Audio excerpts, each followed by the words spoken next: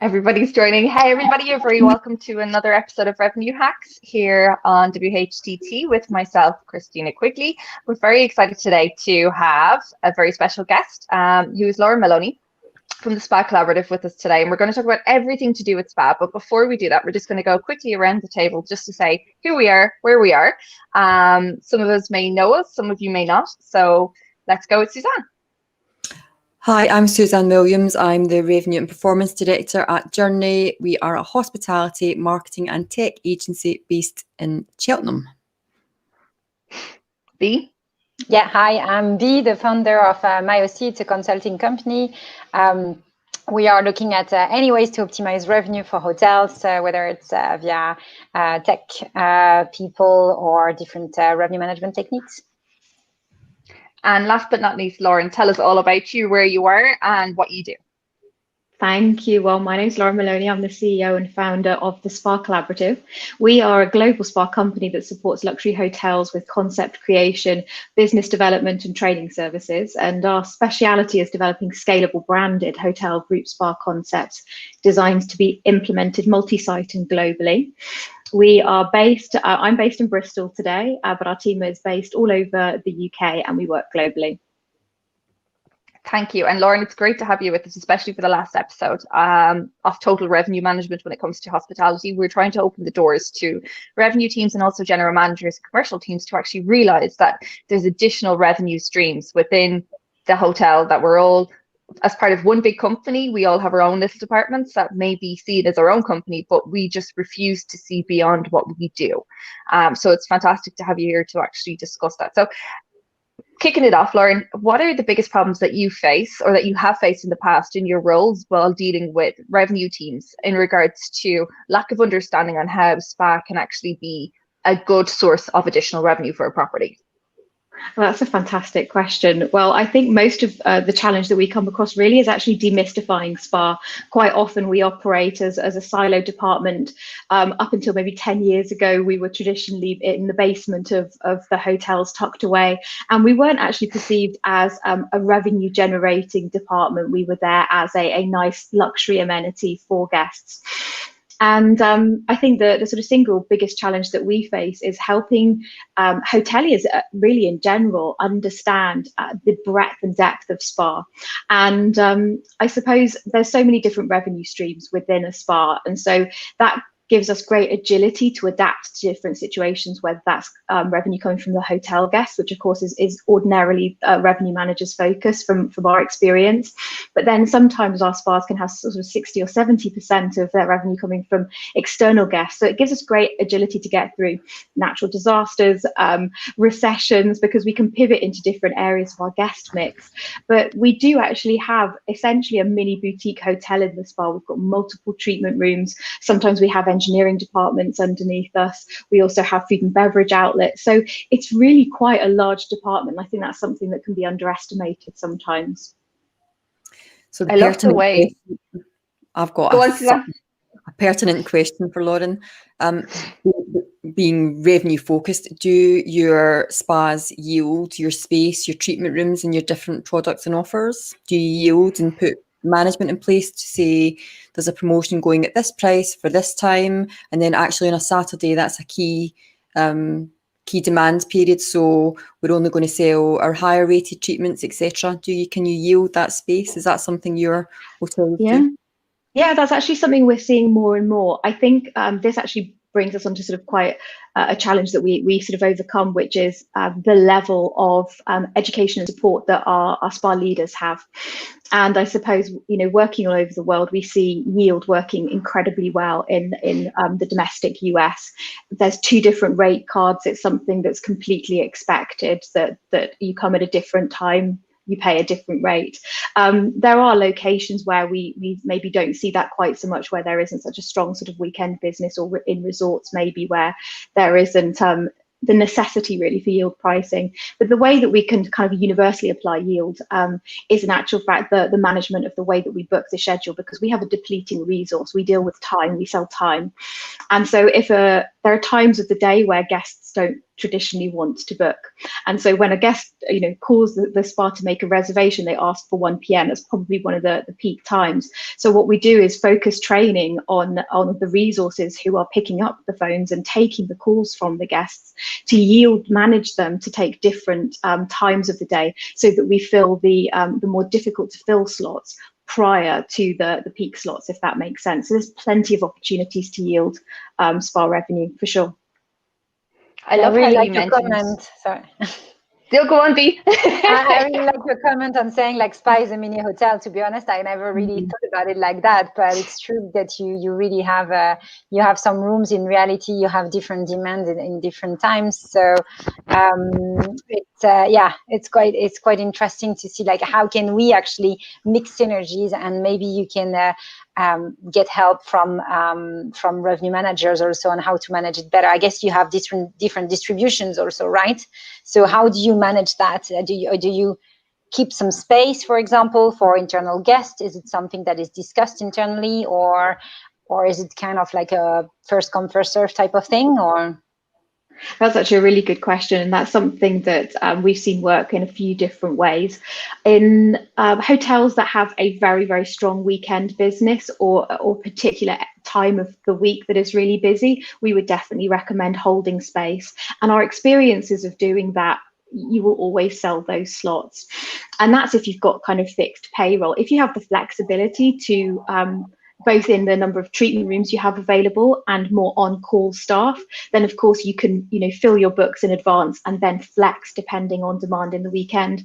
But I would say in our experience of hotels, ordinarily you can predict the behaviors of guests. If you're looking at your 14-day forecast and you're looking at the mix between leisure and business, we can predict those behaviors. We can predict a capture ratio or a percentage of guests or adult sleepers in-house that would come to the spa. And those ratios, of course, you can push them, and you can do great hotel integration and do great promotions, but on average you can predict how many of those sleepers will come to the spa. So if you can work to those metrics, definitely reserve space. Otherwise, I would recommend we keep resources as flexible as possible, so that you can accommodate last minute demand, because particularly at luxury, people don't want to book in advance in luxury hotels. They want to decide how they feel in the moment and book, and we need to have the availability and the flexibility to do so.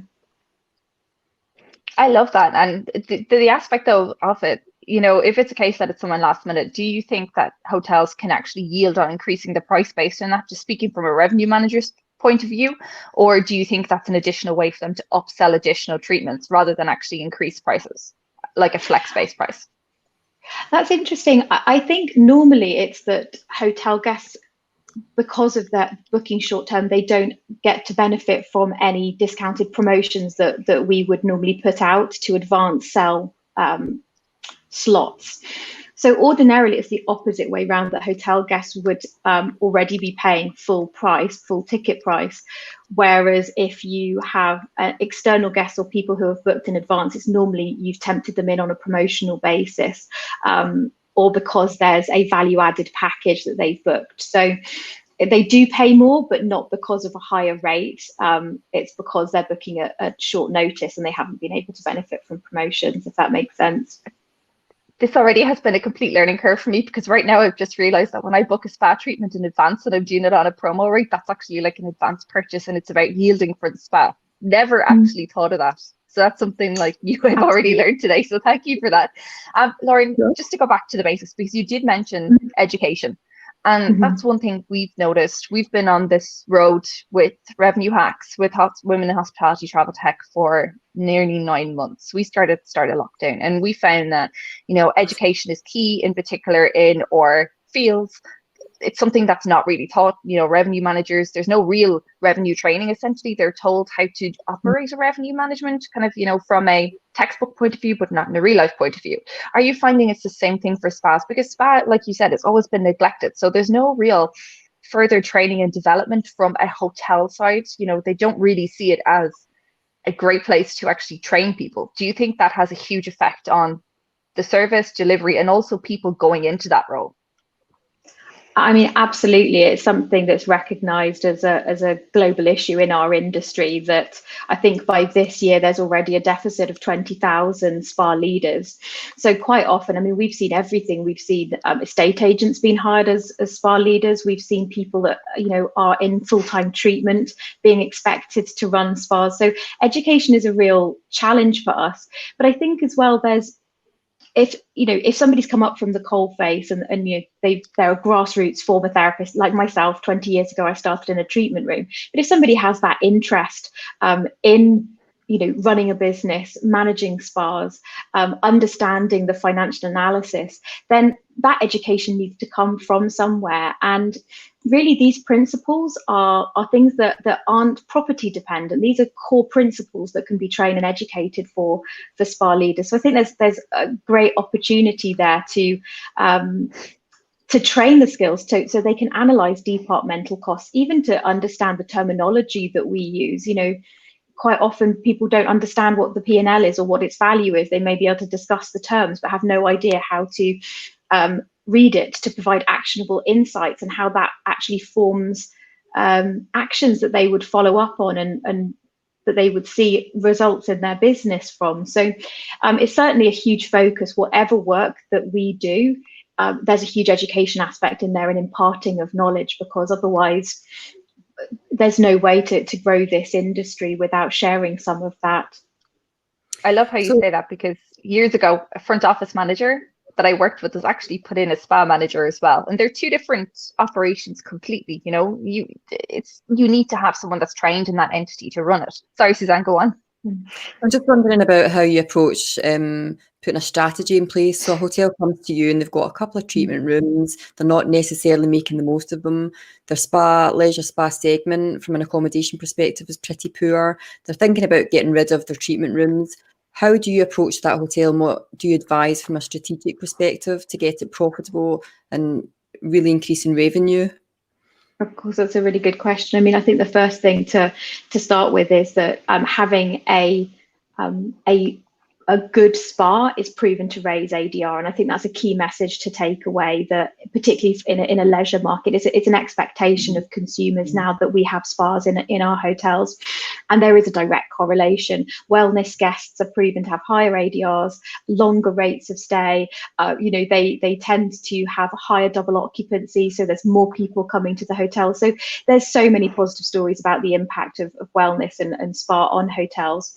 But I think with something we come across a lot, you know, why can't I repurpose that space as meeting space? I mean, this is a daily meeting that we have, is trying to convince people not to repurpose their spa spaces.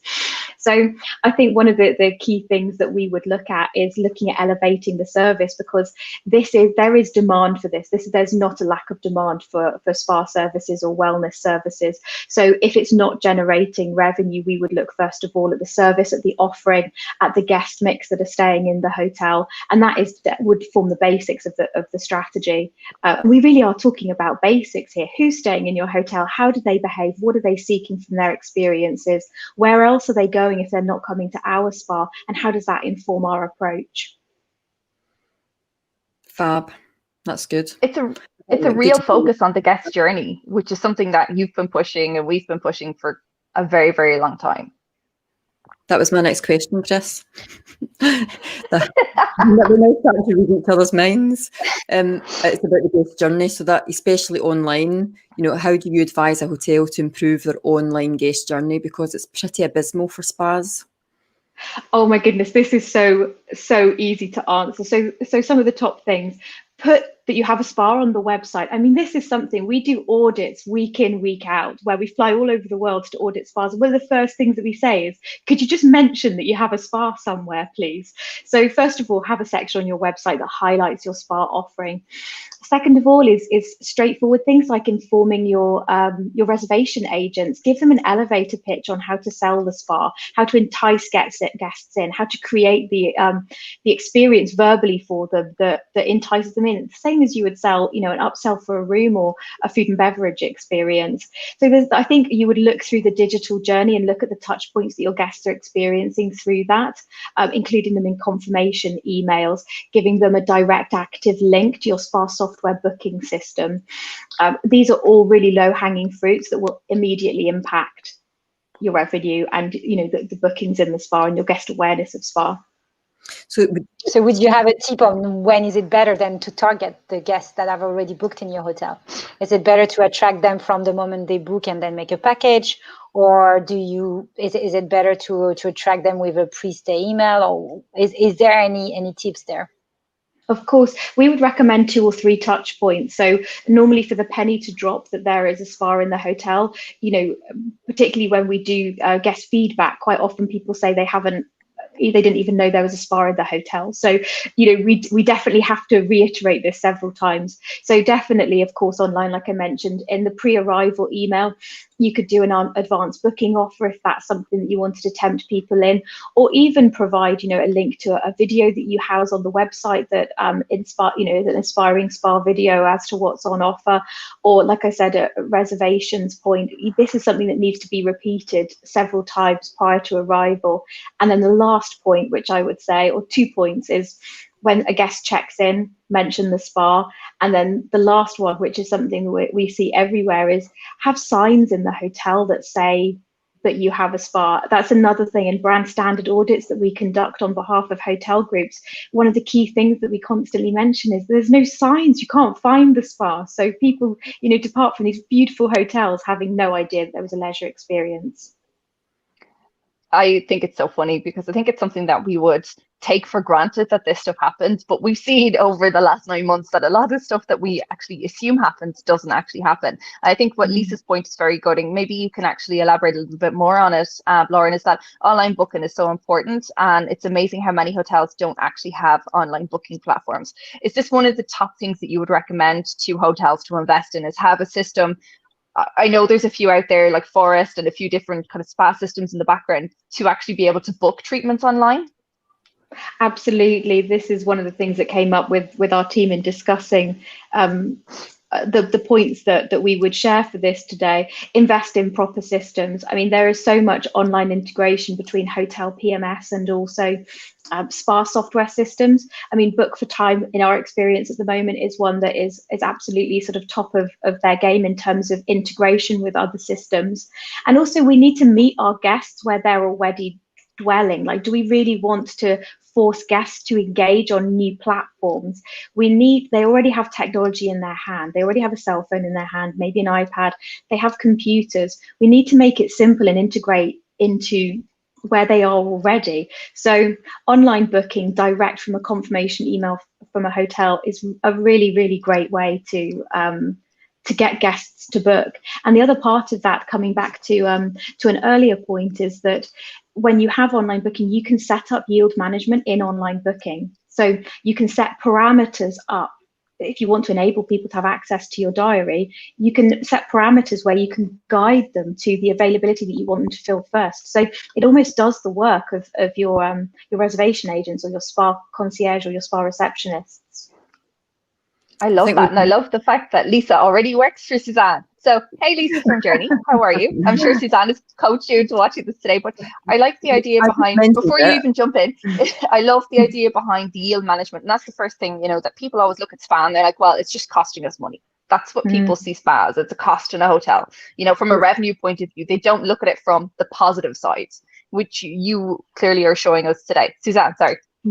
It's a good point about the profitability, because in my view, as the general manager head on, then you look at spa is actually highly profitable, and where the issues with spa, it tends to be in the stock control, the managing of the time, and the yielding. Spas in themselves are highly profitable, so any hotel that's thinking about abandoning and repurposing that spa space, I would say rethink. But I would also say really consider that guest experience online, because yes, you've got your spa systems. The guest journey and the booking engines tend to be poor. So use your systems and technology properly. Get your guests through the booking cycle online properly and get the conversions up. And I think it's a no-brainer. It's an absolute no-brainer for hotels to make more money from their spas.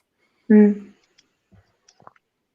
guess it's a massive advantage also right now to be able to attract more of the local people when we're talking about getting more local people in cities or even in countryside hotels, etc. Having a pool, having a spa, etc. is really something that people need to target a little bit more.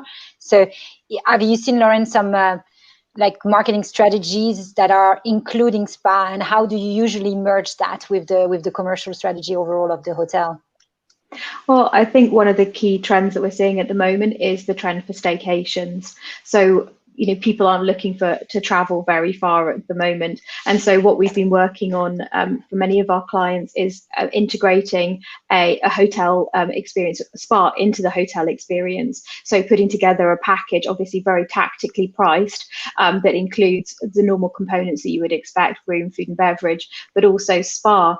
And one of the wrangles that we always have is protecting the rate of spa. And of course, we expect to everybody, as long as everyone takes a holistic approach from the departments at taking a hit on the rate, we would also recommend speaking to your partners, so spa vendor partners, to look at other ways that we can add value through our partnerships and our brand partnerships.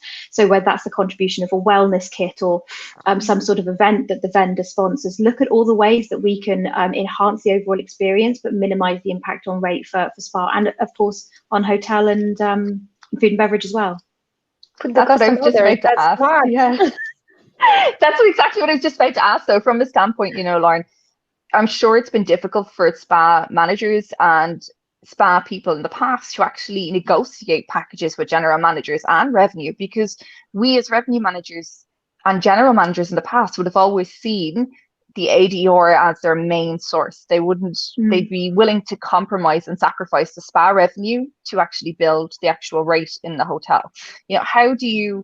What would be your top tips in regards to negotiating them kind of commercial meetings with people that would be like that? Well, I mean, the first thing is looking at the overall strategy of the hotel, because this is something that you can wrangle till the cows come home, really, because as much as hoteliers are trying to protect their ADR, most of the time spa carries the cost for pool amenities, fitness amenities. Those aren't areas that generate spa as a division any revenue whatsoever, but yet we're expected to service them, we're expected to clean them, we're expected to provide all of the amenities, the maintenance of them. So I think if the overall strategy of the hotel is that spa is a supported department, I don't think any spa leader is going to resist taking a small hit on rate. I think where we would normally draw the line is the sort of 2-for-1 massages. We see that so often in hotel packages, and you're very, very close to taking a loss, essentially. So I think it really needs to fit into the overall strategy of the hotel. If my advice to those people going into those conversations would be, propose ways that you can add value through leveraging your vendor partnerships. Look at ways, instead of offering up a rate reduction, look at ways that you can add value in different ways. Do you think that's becoming common now as well, the add value through vendor partnerships? Do you think it's something that's been silent for quite some time and people now are waking up to getting in contact with their vendors that they actually give thousands of pounds to every month? We're seeing it more and more, and I think that out of this kind of adversity, you see quite a lot of agility and I suppose innovation. So I suppose we are seeing it more and more, but I think that there is a willingness, like everybody wants to survive this. And I suppose the vendor partners that we're talking to at the moment, particularly with hotel partnerships, they're looking to support hotels for the long term. They're looking for long-term partnerships, because for a vendor to support a spa, they provide training that costs them money. Quite often they're on extended payment terms. So, vendor partners want to look at spas as long-term partnerships. So they would look to support quite a lot. We don't have a huge amount of pushback from partners normally. They're very supportive. And of course, the more product that is in the hands of your, level of guests, the more it actually helps. It's a brand equity exercise for them. So I think there's plenty of ways that you can pitch sponsoring, add value items to your vendor partners. Yes. Can I just come back to a point, just a stage before talking about the vendor partnerships? In the hotel, when you understand your business mix and you want to diversify, and I guess right now hotels are really looking at where they can increase their share of the market. Now, if spa is not a massive share of your market because of whatever reason, you've only got 2 rooms or you're not entirely happy with how it presents, there's still an opportunity there to drive spa revenue, but use your room stock in the low demand periods let's not worry about ADR. Use it as a distressed low rate, but give the spa the full value so that you get the investment through there. You improve the training, you increase the local awareness. You don't always have to be, it's about breaking down those silos, girls. Break down the silos. It's not always about protecting that ADR. And it's the same, we talked about it last week with food and beverage. You know, sometimes you can use your room stock to bring those guests through the door in order to increase your spa revenue.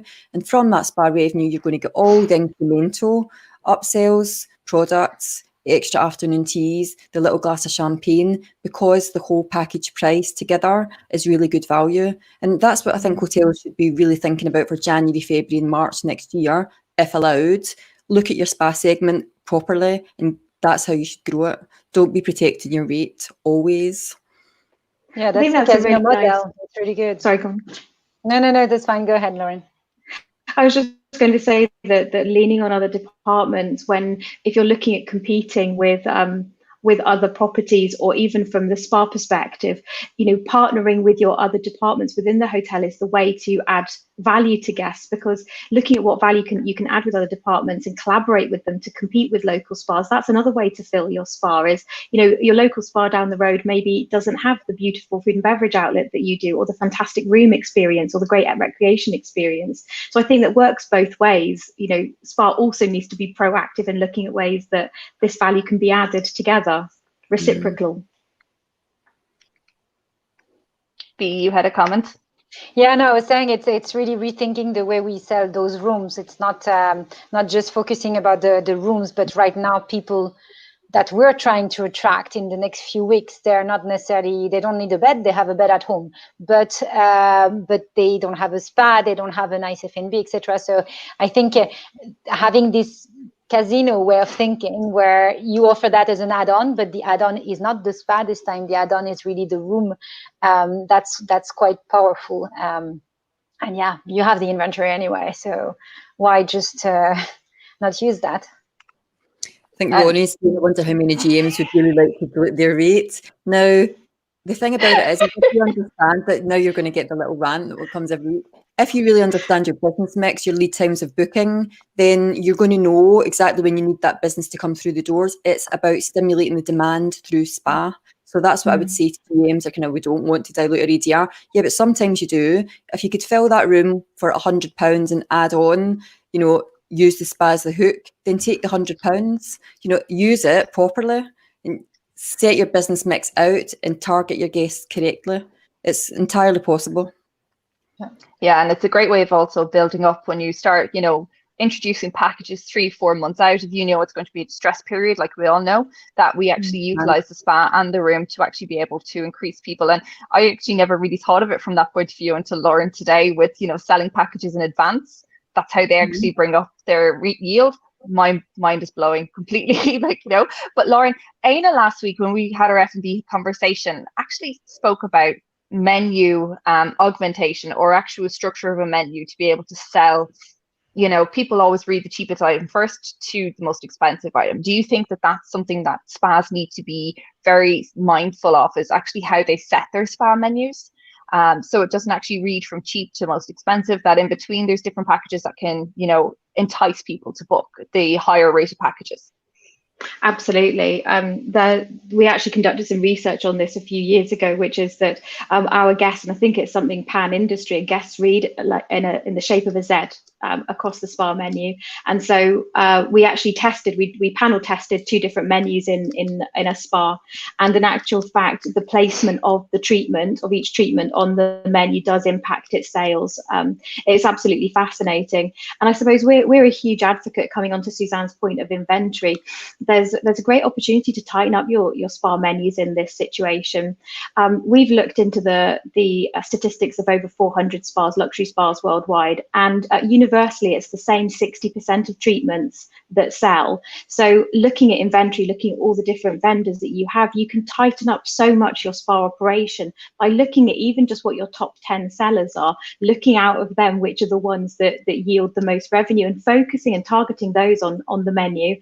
And also in your efforts of educating your team, say, focus on, we do lots of different things like spa bingo. Each day, you need to sell this mix of 9 services. And at the end of the day, you get X, Y, or Z because of it. We have to focus people because you get snow blindness otherwise. The days of 60 treatments on a spa menu doesn't suit the market, it doesn't suit your inventory, and it doesn't sell. I love that. It's like selling rooms. It's crazy. And I'm actually just after thinking, because Ronnie actually works with JMK Group, who actually are my employers as well. I think back to the spa point and the revenue and everything, I think if we have more people, especially in distressed times where we know people are coming in for a spa, even if it's just someone locally, that if we actually have front desk agents willing to actually, rather than throw in a free treatment in the spa, be actually able to discount the rate a little bit more to be able to gain people. You're still capturing that spa person, but you're also getting someone in the door to the spa and to the hotel. Because 9 times out of 10, when you have a property and people walk in, they do want to avail of your services, whether it's, staying in the hotel, having the full product, rather than just going to the spa. So if we're actually a lot smarter as well on how we actually deal with selling rooms and spa, rather than just constantly saying, well, we'll give you a free massage, as you said, Lauren, or we'll give you a free, thermal bath. These things can be £10, they could be £15. If you're willing to take that off your rate to be able to do it, or through a different source, then perfect. It's about, looking at the property as a full company, not just being siloed. And I think that's something that owners need to understand, and that there needs to be, that whole commercial conversation with the stakeholders in future, which is something we've spoken about already multiple times every week on Revenue Hacks. But the other thing is that the spa is an absolute route to market locally. If we know at the moment, hotels that are used to having lots of international travellers now don't have those. So how do they tap into the local market? The spa is the way to do it. Reach out, talk to your local audience, bring them through the door. You're exposing your local audience to something they've never had the opportunity to experience before. So I think there's lots of very positive reasons to get really behind your spa in the next 6 to 18 months. I think that's a really good point, and it's something that's underpinning most of the advice we're giving at the moment, is to not seek new acquisition, lots of new acquisition activities. It's looking at extending your local loyal customers. And like you said, they might never have stayed before. They might come, once a month or once every 2 months for a spa experience, but it's never crossed their mind to stay locally. Well, now it will be, because the trends that we're seeing is everyone's seeking escapism in a different space. And even if that is 2 miles up the road, it's still not the same 4 walls they've been staring at for the last 9 months. So there's this tremendous opportunity to provide guests somewhere to escape to, and look at what matters to your guests in your market. Yeah, for sure. I love that. And do you think that hotels should actually, and spas in particular, should actually start capitalizing a lot more on their mailing list, ensuring their mailing list is up to date, and getting them, spa e-signs out to people? And how regular would you recommend them? Suzanne, bite your tongue, please, because I could see you going, oh, I've got the answer. But how many times a month, or every, how many times would you recommend people reach out to their clients? Well, that's an interesting one. I suppose that the greatest success that we would see would be sending out a series of 3 in a row, potentially over kind of a month or 6-week period, to tease a suggested package or campaign. And digital marketing is quite an art in itself, isn't it? But I think communicating and tempting people back into these spaces is important. And on that point, I think as part of that strategy is helping people understand what to expect. The feedback we're getting at the moment is that they're going to hotels, or spa guests are going to hotels, or guests are going to hotels, and they're just experiencing a completely stripped back experience. They don't know what to expect. So part of that communication strategy could be, explaining to them in the pre-arrival process what coming to a spa looks like. Like, it's not scary. We're not all standing there in, head to toe PPE, because it doesn't feel luxurious or this escapism they're seeking. So some of the most successful best practice we've seen is in that experience in advance, sharing with people what they can expect if they come to a hotel, to a spa. I think that's absolutely spot on, Lauren. The fact is that if you've got a luxury hotel with a beautiful spa, it can be very intimidating for guests that have never been to a spa before. And I think breaking that down really clearly, the way you've just described, is spot on. Should you put your wardrobe in the corridor or not? That's the kind of question people are asking actually when they call the front desk. Yeah. Well, there's so many different ways that you can add service touch points, aren't there? We've had a couple of experiences in hotels where people have gone and there's just no amenities. So you're standing in a luxury hotel or a luxury spa, and then everything's just stripped back and barren, and everything is completely touchless, which of course is necessary. But there is still ways to let people know what to expect, so they're not expecting this, full NBC suit. But Christina, you can't ask a question when I work for a global marketing agency in luxury hotels, and pretty much everyone's got a spa, and then okay, Suzanne, from your point of view, how would you market to the local market? Well, I think Lauren covered it perfectly, but actually I think that you have to make sure that you categorise your spa guests. You have to make sure that you understand the breakdown the way you do with your rooms mix. So have they been to a spa before? Are they experienced? We would call, like, we had a group in a hotel I managed before that were spa virgins, and we had very specific comms that went out to them about reassuring them to come through the door, because we were a very high-end spa. So it was intimidating. But the other thing I would say as well for hotels in the next 12 months, if you've got any space that you can put an outdoor area with a hot tub or anything at all, I think it's really worth doing that too. It's really easy to do, and it just helps increase and reach that local audience. Those little experiences really build it up. That's what I would say. And get your online experience properly sorted. And of course, I'm going to say that too. Lauren, in regards to obviously the changes, because we've seen luxury hotels having to strip back a lot of the amenities that they do and that they're famous for. What has changed in the spa world because of COVID-19, and what can you recommend to luxury hotels, or even, general hotels or boutique hotels who have a spa, to keep that ambience, that really good luxurious feel of being able to treat yourself and wellness? Okay, that's a great question. I think there is a way to streamline your amenities in a spa without cutting them back to anything. And I think the balance for that is, as much as we all love the kind of small petit fours and offering, that can definitely be counterbalanced by upgunning the level of service that guests experience, because none of us have seen anybody for nearly 9 months. So focusing on really phenomenal treatment experiences, luxury touches, it provides these guests escapism in a different way. So I think there's definitely ways to streamline the offering and and keep guests focused and experiencing spas through the service as opposed to these kind of small amenities. And it's interesting because, we've seen hotels do massive cutbacks, not just staff, but also, in everything from bottles of water to counting tea bags, all the things we wouldn't have done since 2008. And are you finding that hotels in particular are now cutting down on spa services because they think it's costing them a lot more? Or do you feel that people are actually increasing their spa services because they feel that there's a need for that in the market that they're in?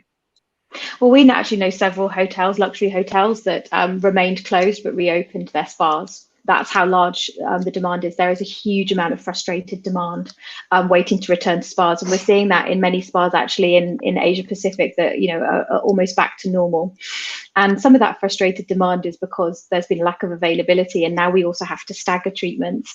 So my advice would be to tighten up the menu, limit the offering so that you have more service providers that can provide a core set of services at an extremely high standard, and tighten up your inventory to reflect those treatments, and just really focus on service over these other touches. I think what's very interesting is, and I'm sure the others would agree, and maybe who's never worked with spa, but it's interesting to hear you use, terms like yielding, inventory, distress periods, selling online. There are things that people that work in hotels, revenue managers in particular, would never have thought they'd hear spa managers use. Because again, spa managers are never usually invited to P&L meetings or to end of month meetings or board meetings. Do you recommend that the spa manager should now start to be included in all these meetings going forward as a way of, understanding that particular area within the business? I would generally recommend elevating the profile of your spa leaders, but that has to be tempered with investment in them, because otherwise they're just going to be lost in that. So, for revenue managers to directors of finance is helping them you might need to help them to extrapolate information from their business. There are loads of online resources now that help support spa leaders find this information. Of course, the first thing is having a reporting system. I'm really disturbed to visit spas sometimes are doing bookings on an Excel spreadsheet. I mean, you can't expect any sensible information to come out of anybody from an Excel spreadsheet in terms of reporting. So first things, spa software system. But yes, absolutely, invite them to the P&L meeting and maybe specify some top KPIs that you want to see, or the particular optics that are relevant for your hotel, whether that's the capture of adult guest sleepers, what's relevant, or if you have a really high external guest market, the different rates that the average rate that an external guest paid versus a hotel guest. Give them some specific metrics, show them how to find them, and they will know how to interpret them. And if you're ever in any doubt as to what's happening in your spa and what your guests are demanding, walk down there and go and speak to one of the front of house assistants, because they will be hearing absolutely everything that a guest asks them for to book on the phone. Every complaint they'll hear. They are the little minds, encyclopedias of knowledge as to what's happening in your spa. And see, just that, it's like a little holiday from your desk. When you walk down to the spa, the music's lovely, the ambience is gorgeous, it smells delicious. Get yourself down to the spa, every time. Yeah. I used to go for walks years ago when I was working in a luxury castle hotel. I used to go for walks in the evening, just down randomly, just to kind of get away from the front desk, but also just to get that smell. It's a holistic smell. It just soothes you right away. There's always like some sort of lemongrass or lavender or something, and it does. It helps. They're a nice place to be. For sure. Yeah. Now I'm actually looking out my window here in Dublin. I'm like, I could do with being in a spa right now. But hopefully once everyone kind of starts to reopen. Lauren, do you think there's going to be a huge call for spas in December, early January, especially with Christmas? Oh, good question. I wish I had a crystal ball. At the moment, I think that the demand is going to continue. I don't think we're going to see the demand for kind of the quick fixes, the manicures, pedicures, all these kind of celebratory experiences that we would normally see. And I don't see us seeing group spa packages for day spa and things like that. I don't see those returning for a little while. However, there is a huge focus globally on preventative well-being, and this isn't discerning just for luxury guests. This is right the way through. These are kind of global trends that we're seeing throughout humanity, to be honest, which is that the impact of personal health is really important, and people are looking at making longer term commitments to their health. So not just the manicure here or the massage here, they're looking at, I might not be well forever. Do I need to improve my sleep? So I think that there's a huge opportunity now, while things are quiet, to look at what areas of your business that you need to move into. There's a huge focus on technology, using technology and treatments, touchless treatments. If there is reticence or concern about returning to actually hands-on treatment, there's loads of technology out there and great providers of technology where guests can still return for wellness experiences, but not necessarily have to kind of convene with a therapist. So I think we're going to have a quieter Christmas than we would expect, but I think as soon as the new year comes, I think that people are going to be flooding back. There's a huge amount of demand. Is voucher maybe a solution right now for people to buy voucher for Christmas, and spa vouchers are quite popular in general, or? Spa vouchers are really, really popular. And I think there's two schools of thoughts on this at the moment. One is that depending on the profile of the business, there is concern that if you buy a voucher that so many people are going out of business. The industry, particularly in the UK, you've probably seen this all over the news, is absolutely on its knees.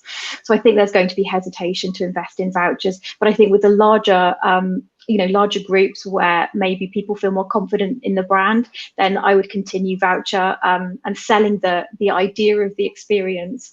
I would say that's probably the best Christmas present you could give somebody, is the potential of a wellness experience, something to look forward to. I love that. I love the idea, because again, we've been pushing vouchers to everyone for quite some time now. It's a gift of being able to support local business, but also kind of keep the industry afloat. And you're right, it is crippling a lot of us at the moment. And I do think, though, that the hospitality sector has become the construction sector of the last recession. the construction sector just fell apart. And I think that's exactly what's happening with the hospitality industry, no matter how resilient we've been for quite some time, that now, unfortunately, this is where we're crumbling, because how we make our money has just fallen apart. And now we're trying to ship ourselves to different areas to be able to optimize revenue, or even try and make some sort of break even and keep people in their jobs. But at the same time, we're kind of married with constant, we're going to close you down today. Oh, we might actually open you up next week. I've seen messages, no one's quite sure what's happening with this tiered system. Can hotels and spas and everything really reopen next week? How long can they stay open for? When will we be shut down again? If we go into tier 3, we stayed open during the national lockdown. Can we actually stay open during a tier 3 next time? And these are the questions that I think the powers that be need to be able to answer, to be able to help put us all in our own mindset, in an okay situation, and to be able to plan for the future. Because at the moment, as you said, we're all working our crystal balls, and mine just fell in crack today. It's just decided it's going to give up. I could see everyone's like very quiet about that as well. No, but it comes back to communicating on it and making sure that, with these new rules that are coming up all the time. Like, I was looking the other day on a spa treatment, actually, on a hotel, and you couldn't see whether they were open or not. And you're like, it's so easy to update your website. Just put it on your website. Right. And I can make the booking of the room that I want, because actually there's also the spa coming with it. Whereas this other website had it. Well, I booked the other one. It's as simple as that. And I guess any normal clients. So yeah, communication with guests or potential guests, and the guest journey we talked about is really, really key. Yeah, so important. And on that note, Lauren, we're actually almost out of time. So Lauren, we want to thank you so much for joining us today. It's been amazing. You've actually opened my eyes to so much to do with spa and revenue. This is amazing. That I'm glad now I don't have a hotel with spa, so I could deep dive into it a lot more. If you've got questions for Lauren, please reach out to her on LinkedIn if you didn't want to ask your questions here in public today. I'm sure she'd be happy to help you. The Spa Collaborative do a lot of work globally, enhancing spas, teaching people and training people every day. So if you have questions, no better person to ask any questions. That is the end of my hosting until the new year. I'm so happy. Next week, the mantle is handed over to Bea, who will be guiding us through amazing topics. I'm not going to give any spoilers out. I'm going to let Bea do that stuff herself during the week. We will see you all next week at 1 o'clock BST time here on LinkedIn Live. Thank you so much. Thank you. Thank you. Bye. Bye. Bye.